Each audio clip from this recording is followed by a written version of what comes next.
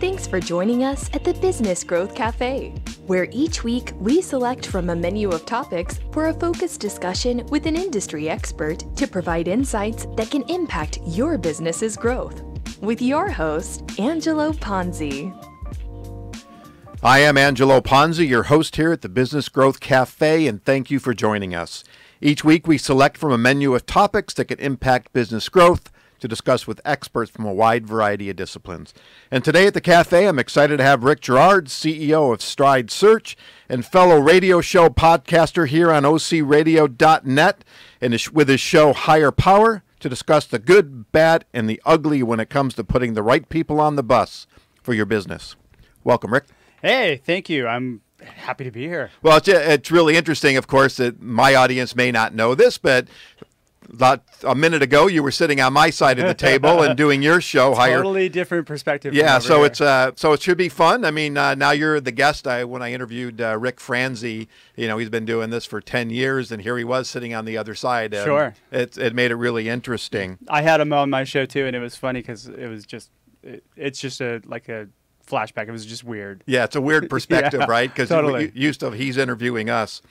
So before we start, why don't you tell my audience a little bit about you and Stride Search and what you're up to? Sure. So my name is Rick Girard. I'm with a company called Stride Search. We are an engaged search firm, which basically is a really nice way of saying we get really in-depth and go all in with our clients, and we make sure that they make the right hire. So it's kind of like a retained search model, only we are running the whole process. So it's kind of a hybrid type model. Okay. I was going to say, when you're engaged with a client, is it typically in HR, or are you working with the CEOs and the C-suite? Yeah, we're usually working with the C-suite. Okay. You're an executive search firm, is that correct? Okay. So that would make sense that you're working with those folks. Yeah.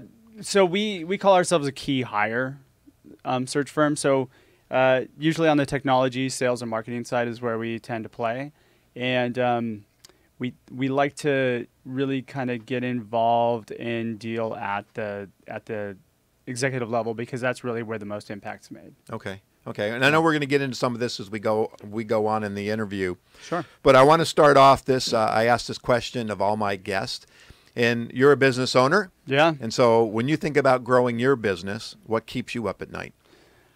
Oh, man, for me, sometimes what keeps me up at night is, did I bring enough value to my clients on a daily basis? I don't know why, but I'm insecure about that, and I really kind of worry about that sometimes, where I don't really worry so much. And that and gosh, am I going to fill this search, which is like the looming everything. Every recruiter feels the same way. Oh, gosh, I took this off. Now I got a big weight on my shoulders that I need to fill this thing. When people engage with you, are you exclusive, or are they? Yes. Okay, so they're not having multiple people that compete against you. We're 100% exclusive, okay. And we're in the trenches with them. Mm-hmm. We spend a lot of time on site, and we're all in 100%. Are you pulling from a database that you've built over the years? So if you're looking for a CEO or a CMO or whatever it happens to be, that you have a place that you start? Or are you, looking on LinkedIn in a sense, and using simple terms here to help try to fill that role? Yeah. What's interesting is the database used to be king for a long time until we had LinkedIn that came in. So we do pull from a database. I mean, we've got over 500,000 resumes or candidates in our database. But the fact is that every search is kind of new. So we cross-pollinate between our database and LinkedIn. Okay. Because LinkedIn is pretty much where most people are.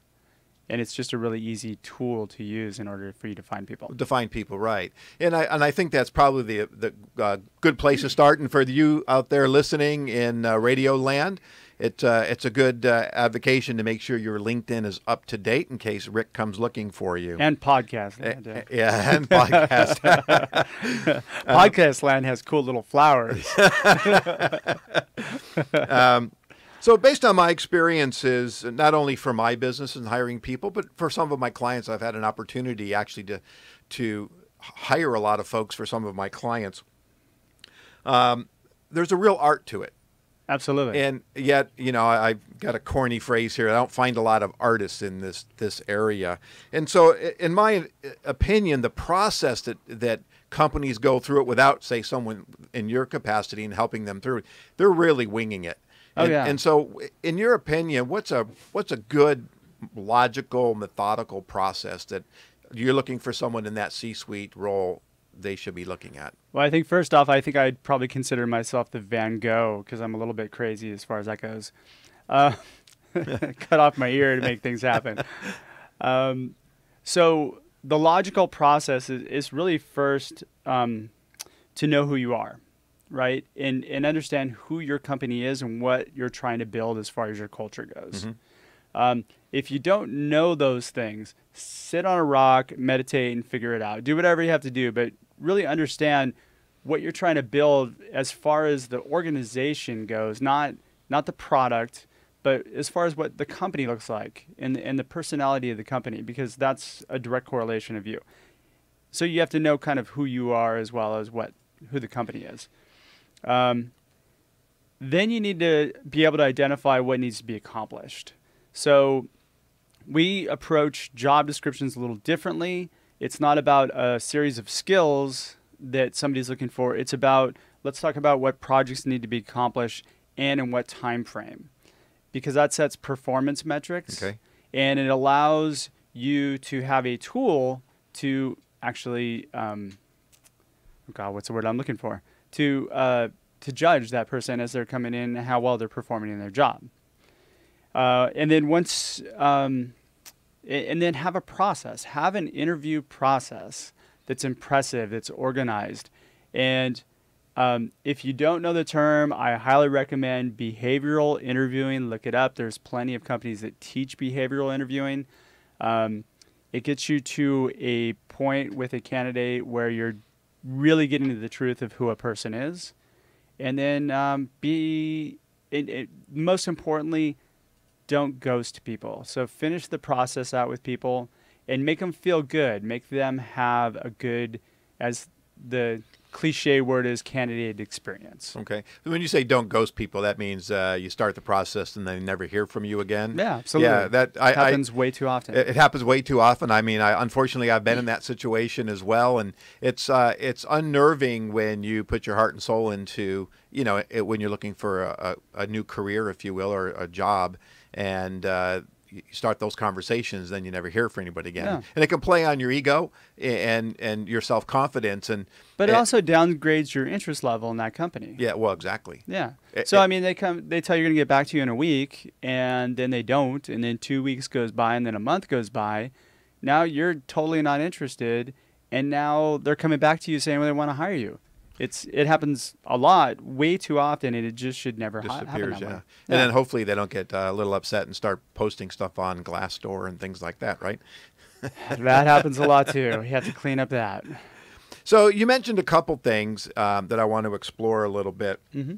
The first one, you mentioned job descriptions. Yes. And again, my experience in working with various companies, the job descriptions have typically just been laundry list of tasks. And even though the ones I've looked at myself, they're just laundry list of tasks. Totally. And I've actually been in an experience, and I'll explain that in a little bit, where, I've asked the people that I'm managing, put together a job description, and I realized they just basically went online, they stole somebody's, changed some names, and had really nothing to do with what we needed to accomplish. So let's talk about what is a good job description. How do you create a good job description to really make sure you're getting the right candidate?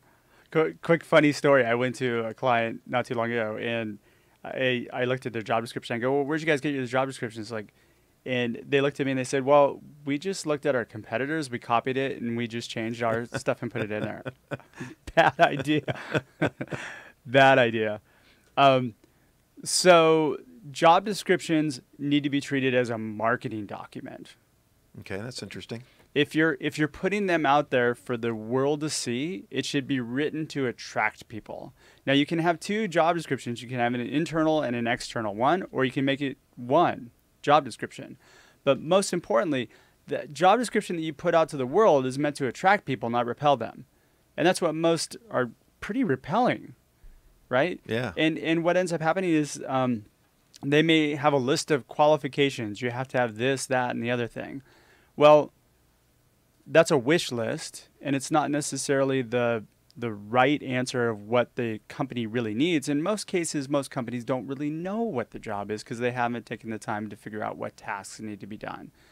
So put the care into the job description because that's your first point of engagement with a candidate. And somebody's going to judge you based on that. Now, if you don't have brand recognition like an Amazon or a Google, what do you have? You have a really crappy job description. So what does that say about your company? Right. And who's developing these? I mean, again, if they're not working with you and it's coming from internal, yeah. I mean, who should be in charge of really putting these together? And I'll caveat that because, you know, I would say in previous experiences and current experiences, actually, with some of my clients, we go to HR and we ask HR to put job descriptions together. But in my experiences, HR, for example, I'll pick on marketing, have never worked in marketing. They don't understand marketing. Exactly. And they're putting together a job description to bring in someone like myself, for example, and they have really no idea what we're trying to accomplish. I don't think anybody in HR wants to write job descriptions, so why should they? Okay. I mean, they have so much other important work that they have to do, and when you give them a job description, people in recruiting probably can write a job description okay, but really, who's responsible for the messaging of the company? It's marketing. Right. And so if you can get together with marketing and say, hey, look, I need your twist on this job description. I need you to make this, presentable to the public. That's what you should do. Is there an approval cycle? I mean, if you're in a sense internally, right? So we'll create a job description right Sure. now, right? So you're creating a job description for a chief marketing officer, and since there is no current marketing officer, that may be operations, maybe the CFO, the CEO getting involved. So how does that process work to make sure? Because you mentioned another word earlier is about culture. Yeah. Right. Is really defining the culture because do you have the skill set to accomplish these tasks, if you will, but you also have to be able to fit into the culture of the company. So how does that all happen again when somebody's not running roughshod, if you will, like you do in your business? So what I do is I get together with the CEO and we develop the kind of brand strategy or the content of what needs to go into it, and then I have a format that I use that's designed to get somebody engaged into being interested at least in the job description. Right, or in our company, because we've taken a job description, we've flipped it upside down. Okay. So it's not about, if you look at a typical job description, you'll have some fodder on, we're a great company, here's why. Every company does that, and then they have the position details, and then they'll have like the required skills, and then they'll have like at the end all the perks they have, right? And they think that's the attractor, like that's the flashy lure that's going to attract people. Well, what really people care about, especially people who are actively working, is they care about themselves. They care about solving whatever problems they have in their current role. Right. So the job description really does nothing to address any of that, other than somebody might go, it might be cool to work at this company, Google, right? I've heard about them, so I'll send them my resume. So if I heard you correctly, and if I have, it's really interesting. If not, I'm going to put it on the table anyway. All right. Is the job description is really, and again, and I'm thinking here as we're talking, they are laundry lists. But I can't actually recall seeing a job description that says, again, we've had these problems, or these are the things that we're trying to accomplish, or we're trying to grow into a new vertical, and really kind of lay out that strategic part of it in the job description to make sure that they have the vision and the capabilities to achieve that. Yeah, not much of them do a good job of that. I mean, that's part of brand messaging or branding, right? Right. Yeah, and absolutely. there's a term that's pretty popular right now. It's employer branding, which a lot of people are focusing a lot of time and resources into is employer branding. But it's great for larger companies or companies that are on the uptick, but smaller companies don't have that ability, right? Just bandwidth. Yeah. More capabilities too, actually. And those are the ones that need to attract the talent the most because their lifeline is on the line. Describe employer branding.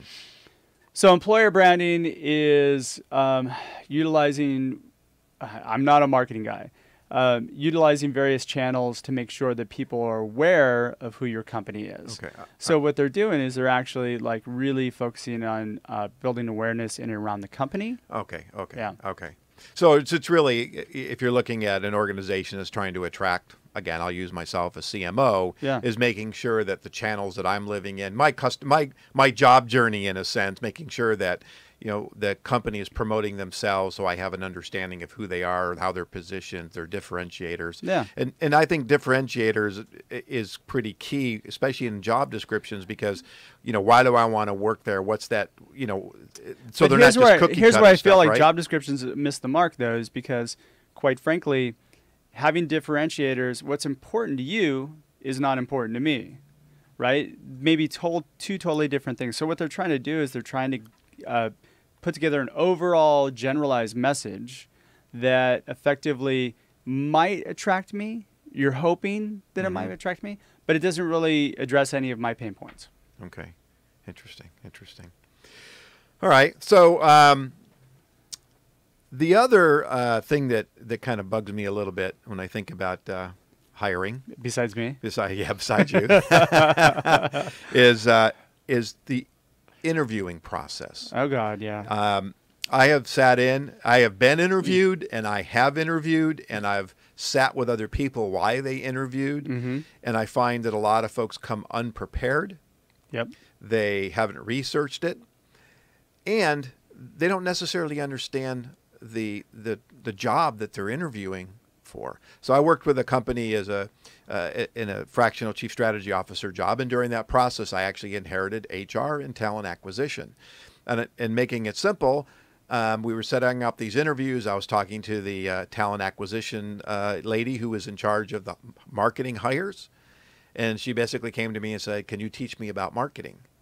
And I was like, "Oh, I can't believe, and you're the person interviewing. You have no idea anything about marketing, right?" So it seems, and I've been in these other interviews where just the people that are interviewing just don't seem to have the skill set or the understanding of how to conduct that interview. So having an interview structure is highly critical, especially when you're trying to attract the person that you want.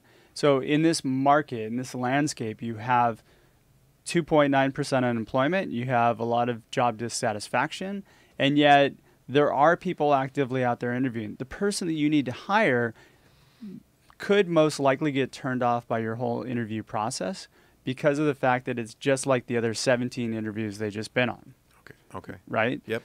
So I'm gonna throw out Amazon as a prime. Like if anybody ever has the opportunity to look into Amazon's interview process, they're arguably the most successful company in the world, and they've built their interview process from years and years ago based on they hire specifically for congruence with their core company values, and the way in which they discover it is primarily through behavioral interviewing. So I'm going to throw that one out again. Okay. But when you conduct an interview based on what your resume says, or when you conduct an interview that's similar to the other 17 the interviews that person went on, you're not differentiating yourself in any sort of way that's going to attract that person to you. So if you do something different, and also there's a lot of assumptions and biases that are built into that whole process that are dangerous as far as making a wrong hire. You know, you might have somebody interview somebody, he's got a friend in the process, and he's adversarial in the interview process, right? He wants his friend to have the job. These kind of things happen all the time. So you can have anybody, you don't have to teach that person about marketing. All you have to do is teach that person how to do a behavioral interview that's judging that person against your core company values. Okay. And then judging that way. That's interesting. Yeah. All right. And that kind of gets around the idea of having that skill set as an interviewer. Yeah. So you've said it twice now, maybe 3 times. Behavioral Interviews. interviewing. Okay, Yeah. I've got to ask, and give What is give it? me a few minutes on it. Yeah. So behavioral interviewing is really judging people for I'll say judging, but there's a better way of saying it. But judging people against your core company values based on evidence of past performance or things that they've done in the past. So a good example of a behavioral interview question might be, explain to me about the time you had a difficult customer, right? And you start there. So somebody will tell you about the difficult customer. And then you're going to have them walk you through the process of why it was difficult, how it was difficult, what specifically they did to solve the problem. Did they think about any other approaches? Why did they handle it that way? So what you're doing is you're looking for evidence of how somebody works and how somebody's values kind of play into how they work, right? And then that goes into kind of your decision-making process from the perspective of, okay, this person handles customers the way we like to handle customers. It makes sense. Makes sense. Yeah. Is there a rule of thumb? I mean, I'm listening to this, and I'm going back by, was it 8 years now or something like that, where I was interviewing for a director of sales and marketing job at a company in Los Angeles, and I went to 7 interviews, so individually and group, and then the got down to me and one other person, and they said, now that you've been here for literally, it was like 2.5 months later, we want you to come back and tell us how we can fix all the problems we've talked about over the last 2.5 months. And you've got 5 minutes to do it. I had never had that happen before. And it was really interesting. We had again, 10 slides kind of thing to compete for this job in 5 minutes to really communicate. So the that's world kind is of a little not bit like that anymore. Okay. I mean, it should. Candidates, though, okay, so there's a lot of companies that were giving tests, right? Like, so you might be approached by a company. They say, hey, we'd like to talk to you. Here's a test. Do this test first. Do this coding test, and then we'll get back to you and let you know if you want to interview. So if I'm a person who's working and I'm busy, am I going to sit down on my free time and do a test for a company that I'm really not even interested in? So I think that the mindset of the candidate is what drives the market now. Okay. It's not what companies want. And candidates will walk away in a heartbeat from a company. You're just one of, you're a commodity. I mean, like, you're one of 100 companies that are calling them. So why make it difficult for them to, well, actually, why make it easy for them to say no to you? Okay, makes sense. Which is what you're doing. I know I can't believe this. We're actually coming down to the end. It's really fast, blew right? by, right? So I want to ask one more question, or actually there's 2 more, and we'll do them quick. One is about onboarding. My experience that a lot of the companies that I've worked with over the years, their onboarding process is weak, right? They go through all this process. They do all this. I'll go back to my own one that I was describing a minute ago. I mean, 2.5 months, I land this job, and basically they put me in a room and said, go to it. Yeah, you got to show people where the bathroom is. So I'm not an onboarding expert, but what I do know is that, the continuation of the interview process, if you've done things right, needs to continue on through their tenure at the company, right? That just sets up the whole scene for how things are going to play out in your organization. If you just kind of throw them to the wolves, I had a guest on my show who what she did was she's an HR, phenomenal HR person for tech company. And what she would do is assign each person a buddy. And that buddy would be from a different department, totally unrelated. But what it did was it kind of promoted that camaraderie, and it gave them an outside kind of person to talk to. And they would be responsible. They'd take them out to lunch the first day I was on the company. And they would effectively just kind of make sure and check in with them and make sure they're doing well. The job description, actually going back to that, builds in accountability, and then you can just take it from there. That makes a lot of sense. And I actually had recommended that recently to a client, that whenever the new hires come on, that they start shadowing their counterparts to really kind of get immersed in the company. You talked about that earlier. You do that with your clients. I mean, you have to get immersed. I do that with mine. Otherwise, we can't consult. We can't make recommendations if we don't understand who they are. There's a real quick statistic. And you talked about it alluded to it, but 85% of the workforce in America is disengaged, which is having a huge impact on productivity. A recent statistic I saw was 34% of new hires are quitting their jobs in the first 90 days. Yep. So that has to do with onboarding. It's all onboarding, right? Yeah. Because or they figure out they're in the wrong seat. Okay. You know, what's interesting is years ago, people would just stay in the job and go, oh, well, I don't want to look bad on my resume that I've only been here for, 30 days. But now people don't care. They're like, I just won't put it on my resume. I was on vacation for 3 months. 3 months, yeah. Yeah, that's pretty sad that it's changed that. Well, this has been a fascinating conversation. How much time do I have over there, Mr. Engineer? 1 minute? All right, so I'm going to sum it up. I'm going to skip my last question, which means I'm going to have to bring you back on the show at another time. So I'm here. So, Rick, why don't you tell the listeners how they can contact you, your website, email, about your show?